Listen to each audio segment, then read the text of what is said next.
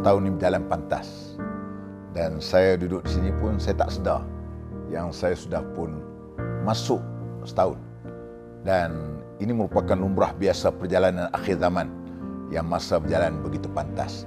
Namun begitu, saya merasakan inilah peluang untuk kita berkhidmat dan melaksanakan amanah yang diberikan kepada kita.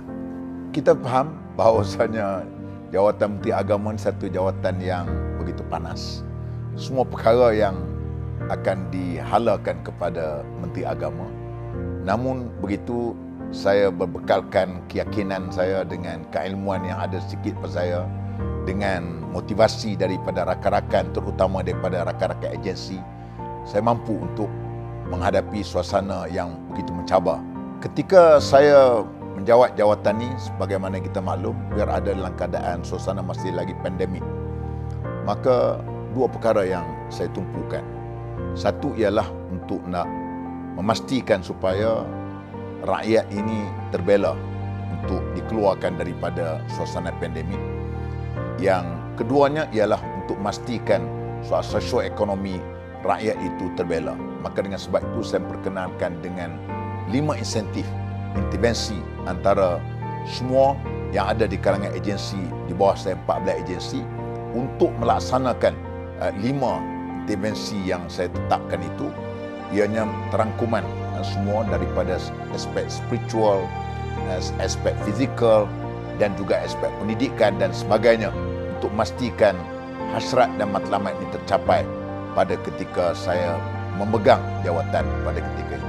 Ya, waktu itu sudah tentulah yang perlu saya lihat soal memerlukan supaya memastikan rakyat ada di atas meja mereka makanan.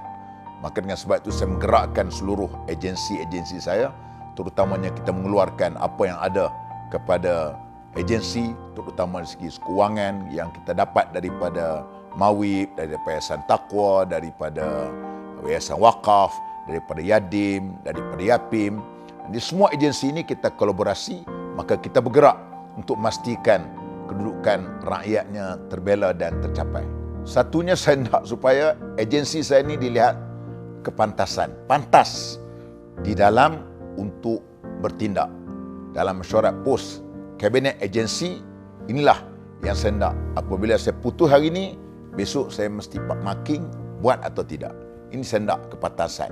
Kerana kita nak membuktikan bahawasanya Islam itu ialah agama yang maju, agama yang advance, agama yang boleh untuk selesaikan permasalahan masyarakat dan juga rakyat. Yang keduanya, saya nak supaya outcome-nya dari segi kepantasan itu melahirkan juga keberkesanan daripada apa yang kita buat. Maka dengan sebab itu kita di sana adanya pengukuran yang perlu dilakukan oleh diri saya dan juga kepada semua agensi-agensi di bawah saya, supaya nak memastikan apa yang kita rancang itu tidaklah hanya cantik di dalam kita punya pelan tindakan tetapi kita tidak bertindak. Itu bukan prinsip saya. Saya nak supaya apabila kita rancang, mesti kita laksanakan. Apabila kita menyebut tentang Islam untuk menyelesaikan permasalahan ummah, kita tahu selalu kita ada sebut Islam ni syumul, Islam ni lengkap. Maka dengan sebab itu kita nak supaya melihat satu perkara yang bersifat benar yang boleh diukur.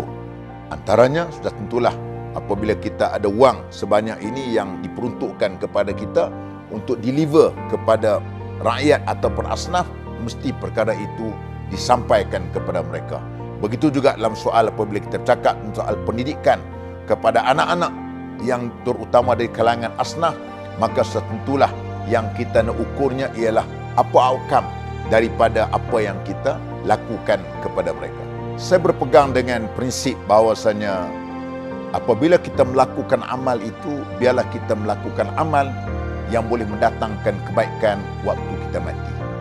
Maka itulah yang saya tanam kepada seluruh agensi dan kaki tangan yang di bawah saya, ialah kita bekerja pada hari ini.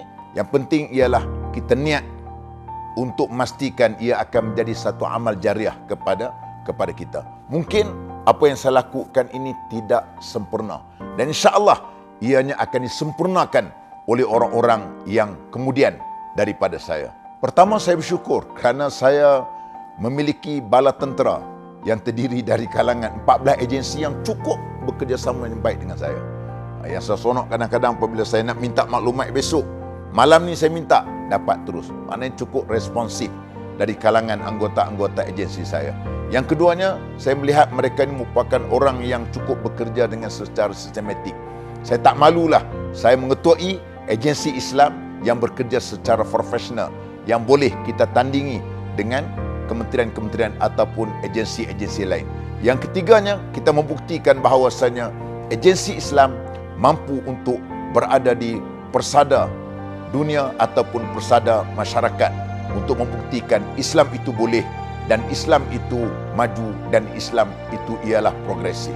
Sempena dengan 1 tahun perkhidmatan saya sebagai Menteri Jabatan Perdana Menteri Hal Ehwal Agama, saya mengucap terima kasih terutamanya kepada anggota-anggota agensi saya.